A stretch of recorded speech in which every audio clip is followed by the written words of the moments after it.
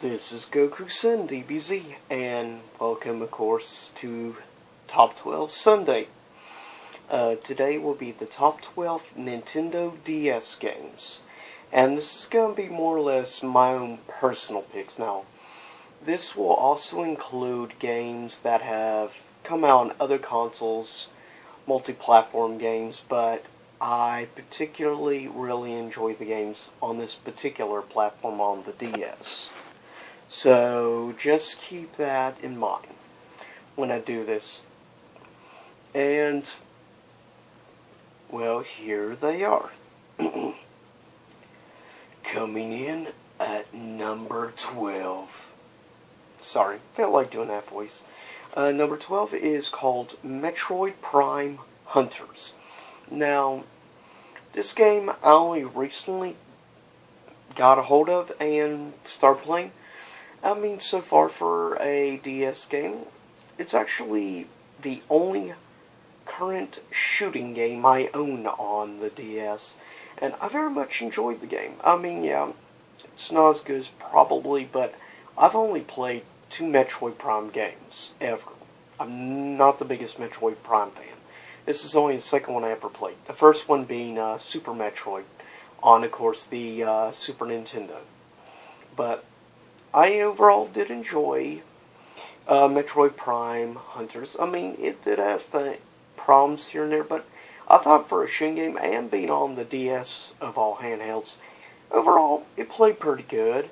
Yeah, there was some problems I found in some of the level designs and things like that, and some of the level overall layouts felt kind of like replayed over and over. That there wasn't really a lot of originality to each particular place you would end up in. But you have to expect, like, though, some limitations given it. We're talking about a handheld and let alone a DS. DS can't hold as much as, say, the PSP could, because PSP was a disc form. And the technology and cartridges and stuff for DS had much more limitations than the UMD would have. I mean, now, of course, like 3DS and stuff, that's a different case, but it's also got more memory now. But you have to remember, this was the first time doing like 3D games and stuff, handheld platform, of course, for Nintendo. So you have to keep these different elements in mind when you look at these things from more of a neutral perspective. I guess you could say more of a critic type perspective. Coming in at number 11 is the game called Super Mario Bros., which is more or less just a 3D reskin of basically Mario World and stuff on the original NES, but now with 3D graphics and, of course, new platform. And the 3D transition is good overall. It feels exactly the same gameplay-wise as, like, Super Mario Brothers, whatever, or like Super Mario World. It's got the classic 2D side-scroller type feel to it. And I like that because I like the 2D side-scroller type games. I always have liked those type of games. Maybe that's why I like playing like my Super Nintendo and things of that nature more. And also I like some of these redone versions on the DS. Maybe one of the reasons I ended up getting the DS, and I actually enjoy it as a handheld. It's one of my favorites. But it's a really good, solid Mario game overall. And I highly recommend it. If you're a Mario fan, I highly recommend you play this if you haven't already played it, of course. Coming in at number 10, Final Fantasy Crystal Chronicles Ring of Fates. This game I only recently got. I've only just started playing the game really, but so far I've really gotten hooked on it. I enjoy the game. Has a lot of similar feels to another Final Fantasy game, which is a little higher up on the list.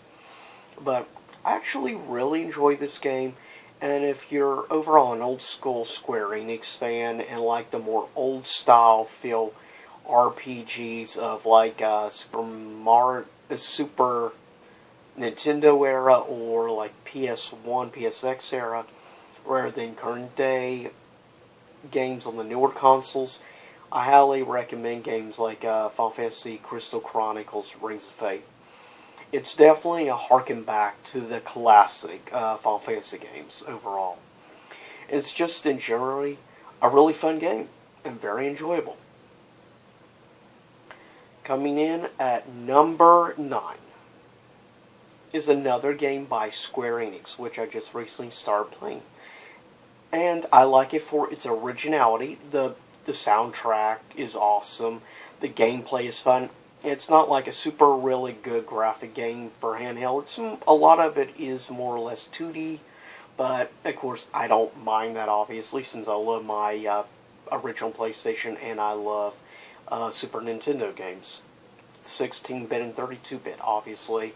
Graphics aren't the most important thing to me, unlike some people out there, like IGN and others, which are spoiled hipsters that only care about graphics, and I'm sick of that bullshit with the hipsters.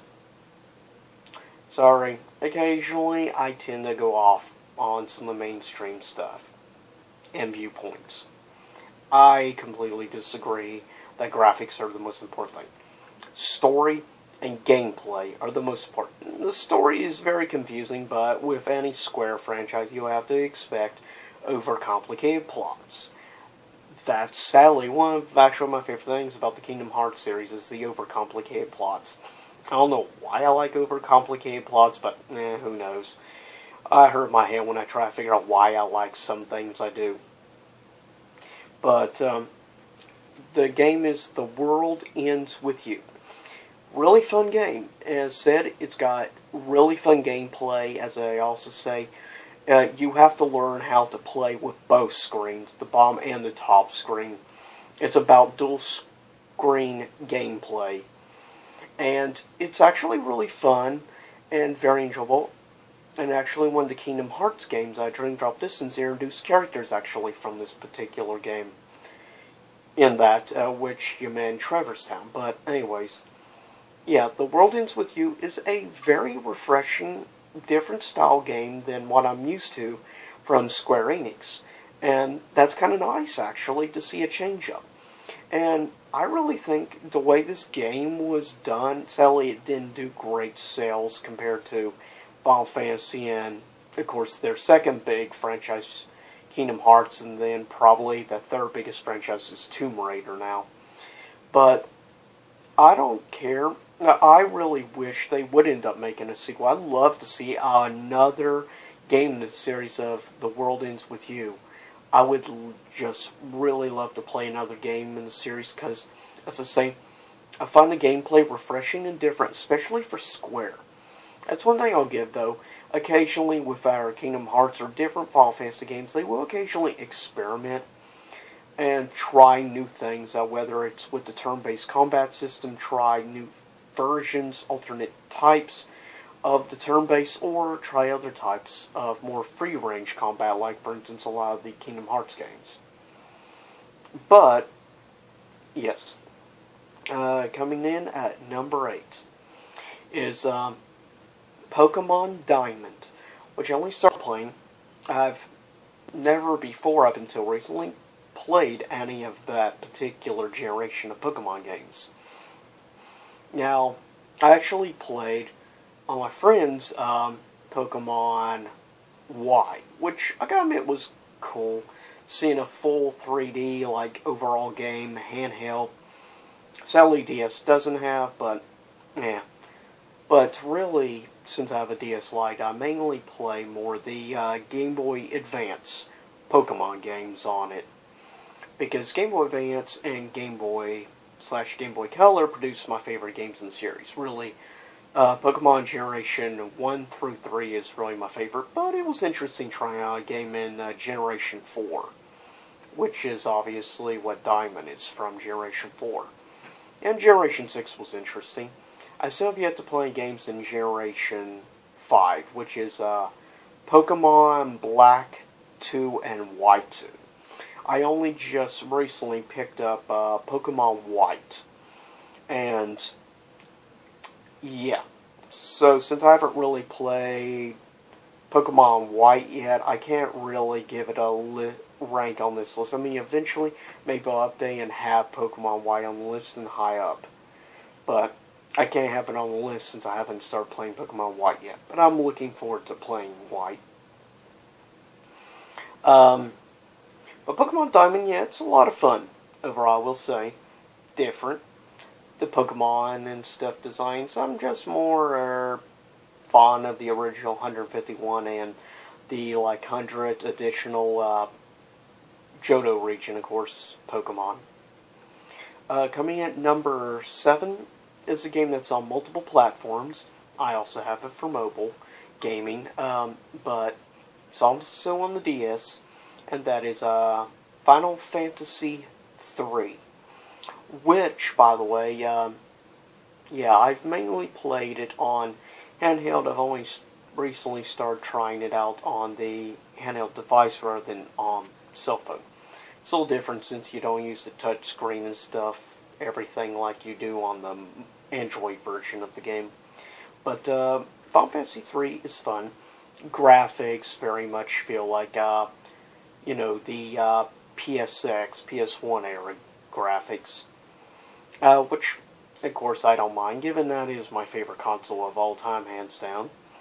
But Pokemon 3 is fun, though sadly we never got the actual regular version of Pokemon 3, which was exclusively to the Super Famicom. Sadly, it was never released in America, the original version. So, if you have a Famicom or an altered Super Nintendo that can play Super Famicom games, you're lucky. But sadly, I do not have the ability to play Super Famicom games. Therefore, I cannot play the original version 3. But this remake is fun, and it does have, of course, the classic Final Fantasy feel of the past, the old job system and things, which I very much enjoy, of course. And I also like the classic music, just altered and changed it up a little bit, and it's got more of the PS1 era feel, though it's basically music from the NES, Super NES era, which I love that. I love the older Final Fantasy music. I think it's just gorgeous and beautiful. Though my favorite in the series is Final Fantasy VIII overall music. But they did alternate versions of the original classics with 9, which 9 is probably my second favorite soundtrack, by the way. But yes, coming at number 6 is Final Fantasy Crystal Chronicles Echoes of Time, which is my favorite of the Crystal Chronicles series. Now, I've only played, of course, as I mentioned, I've started playing Crystal Chronicles Ring of Fates, and yeah, Echoes of Time was the first Crystal Chronicles I've played. I've only played the DS since I've never played a Wii. I've never owned one. Never really had a desire to play the Wii. So, yeah. So I can honestly say, and I've never had a GameCube, so I've never had the opportunity to play the original Crystal Chronicles, unfortunately. I've never played Nintendo past N64 era of actual consoles. Handheld, of course, up to DS. But Crystal Chronicles Echoes in Time is a lot of fun. I very much enjoy it overall. The gameplay, like the other Crystal Chronicles, is pretty much the same. And some of the gameplay does remind you a little bit more of, say, like, I guess you could say Kingdom Hearts, sort of, more or less, gameplay-wise, because it's not more the traditional Final Fantasy gameplay, though it does have turn-based and stuff somewhat. It's still not the traditional turn-based combat system that you're used to with most Final Fantasy games. Coming in at number 5 is another Pokemon game. It's called Pokemon Conquest, and it's a very interesting game. It's a cross between two different universes, a samurai universe, and some of the characters that actually appear in this are characters that you'll actually see in games like Samurai Warriors. The gameplay kind of reminds you a little bit, say, of... well, certain elements of the gameplay kind of reminds me of Final Fantasy Tactics, more or less, is what the game design reminds me more of. It's a more tactical. It's not your traditional Pokemon type game, since it takes place during feudal Japan, but they use Pokemon stuff. It's just really fascinating, and it's the only Pokemon game of its kind I've ever played. And if you'd like to try a new Pokemon game, say you're bored of the traditional Pokemon game series, and you're tired of the normal turn-based combat, rock, paper, scissors type system that you're used to in 90% of all the Pokemon games, try Pokemon Conquest. It's nothing like the other games in the series. It's completely unique and different and stand on its own away from all the rest of the games in the franchise. I recommend it for anybody who's tired of the normal Pokemon games, or somebody who's never played Pokemon but is big into like RPGs and good tactical battle system games. I highly recommend Pokemon Conquest. Check it out, seriously, if you get the opportunity. Coming at number 4 is Super Mario DS, which is a Mario, of course, version of Mario World or whatever, Super Mario 64. It's just the DS version of Mario 64, which, of course, everyone remembers and knows it was an incredible game. It was the first game in 3D, able to explore environments and stuff. Basically, say if you've never played a game, if you play Banjo-Kazooie, basically the more or less gameplay is almost identical overall. Schematics and feel of the gameplay is pretty much the same between that and Banjo-Kazooie, as a good reference. But yes, coming in at number 3 is Pokemon Soul Silver. And for me personally, in Pokemon games, well, technically, but I say Soul Silver because I've not played Heart Gold or Original Gold. I've only played Silver and then Soul Silver, which is amazing. The redone version, I like the little bit amped up improvement on the coloration stuff, sort of like of Game Boy Advance. My favorite is the redone version of Red, which is, of course, called Fire Red. Hands down, it's probably my second favorite Pokemon game next to Yellow. Then it's probably Soul Silver, which is a lot of fun because you've got, of course, you take place in Johto League. You have to beat all of the 8 Johto badges you must receive and beat all 8 gyms. Then go to the Johto League and beat, of course, the Elite Four, obviously. And then you win. And then once you beat the game, then you open up the Indigo League, and you get to play through all 8 gyms in the original Indigo League from like red, blue, green, yellow. And then at the end, on Mount Silver, you get to fight Red, the main character of Pokemon Blue, Red, Yellow. Blue, Red, Green. Because Yellow actually was a special edition with Ash Ketchum, of course, with Pikachu. Where the other is with the character Red, and if you don't know really anything about the character Red and only know about Ash, check out a mini-series, Pokemon, which you can watch on Hulu. I think it may also be on Netflix, and you can even find it here on YouTube. It's called Pokemon Origins, and I highly recommend you check out if you don't know anything about the character Red. He's awesome, and his Charizard is amazing, but yeah, at the end of the game, you get to fight Red. And let's just say it's a lot of fun.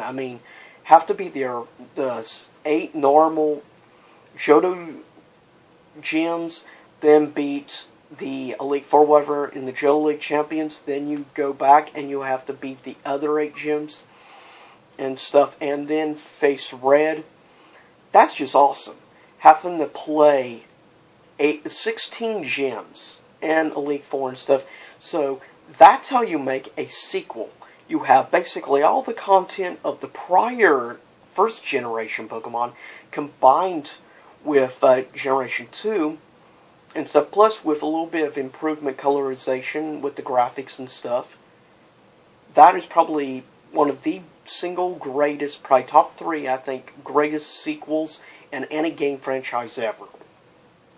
My own personal opinion, though, keep in mind. And coming in at number 2, my favorite, my probably second favorite of the 4 or 5 handheld Kingdom Hearts games. And this is, of course, Kingdom Hearts 358 over 2 days, which revolves around, obviously, Roxas, the nobody of Sora. And more or less, it tells the backstory of Organization 13. There's even a multiplayer mode where you can play with friends and play with multiple different members of Organization 13, which each have their own combat style and stuff with their weapons, which is awesome. And the story of also 358 over 2 days is really cool. And I personally really love the character of Roxas. He's one of my favorite characters in the franchise as a whole. Though my personal favorite is actually somebody that's exclusive to Birth by Sleep, which is Aqua.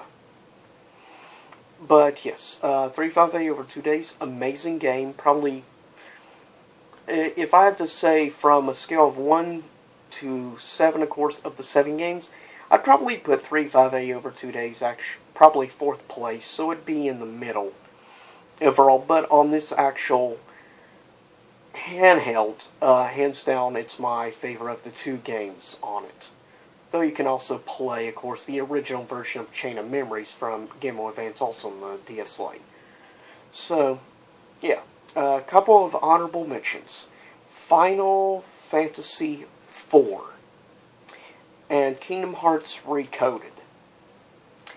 Coming in at number 1 from Square, when it originally came out, then Squaresoft, now Square Enix, Chrono Trigger. From the same people who brought you the original classic, of course, Final Fantasy games. And there's a lot of people who debate what are between the 2 greatest games ever done by Square. And most people tend to debate between these 2 games. Chrono Trigger and Final Fantasy VI. Or 3 on the Super Nintendo, if you will. But yes, Chrono Trigger, amazing game, and it was the first of its type game done by Square that was actually real-time encounters. There were no random monster encounters. Same thing with Chrono Cross, the supposed sequel on the PSX. But Chrono Trigger, hands down, I personally think best game, and it's awesome. Some would say, why don't you play it on Super Nintendo rather than on DS? Well, here's why. 1, you can get Chrono Trigger on the DS for about $20 to $25, which is a reasonable price. And it's a really good game. It's definitely worth $20 to $25. Trust me, it's definitely worth it. Or you could try to get the authentic version on the Super Nintendo and pay $120 to $150. Yeah, not a million years am I paying that when I can get it on DS for about 20% of the price. You betcha I'm going to go with the DS version. Yeah, some would say, well, authentic feel. Well, it's the exact same game, completely 100%, just on handheld, which actually makes it more cool. That I can play at any time, wherever I want to, on the handheld. And it is one of, hands down, I think, one of probably the greatest RPGs ever made. Not to mention probably one of the 5 absolute best games ever made by Square, hands down. Like, if somebody asks me at present, like, personally, for me, what would I consider, like, say, non-definite order, but 5 of the absolute best Square games ever made, I would personally have to say, like, probably Kingdom Hearts 2, Final Fantasy 8, Final Fantasy 6, Chrono Trigger. And the other one would probably, for me personally, would probably be a toss-up between Chrono Cross, Final Fantasy 9, and also Kingdom Hearts Birth by Sleep. But keep in mind, that's just me, and I know a lot of people will be like, well, what about Final Fantasy 7? Good game, just overrated completely. Basically, Final Fantasy 7 in the Kingdom Hearts franchise is sort of like the Final Fantasy or video game equivalent to Nickelback. It's overrated. Completely. Great game, but which is maybe why I'm not bashing the new upcoming remake of Final Fantasy 7, even though it's not going to be a lot like the original. It probably doesn't bother me as much, since it's not one of my 5 favorite Final Fantasy games of all time. Sorry people out there, but it's not. Final Fantasy 6, Final Fantasy... yeah, probably Final Fantasy 6, Final Fantasy 8, Final Fantasy 9, 10, and probably a toss-up between 12 and Final Fantasy 4 would be my top 5 favorite Final Fantasy games. But keep in mind, that's my own personal opinion. It's up to you and what game you like. But as always, this is Goku-san DBZ. Please leave a comment. Tell me what some of your favorite DS games are, as well as Final Fantasy or Pokemon games. And thumbs up this video. Please subscribe and give me ideas for future top 12 lists, as well as future type reviews. And I'll see you soon enough here in YouTube land. Follow me at twitter.com/GokuSunDBZ. And also, of course, I'm on Google+, GokuSunDBZ as well. So remember that. And next Sunday, I'm going to be doing another special top 12 list. But it's not going to be a video game next Sunday. It's going to be a music top 12 list. It's going to be the top 12 Disturbed songs. So stay tuned for that. And peace out and rock on. LOL. Have a good 2016, everyone.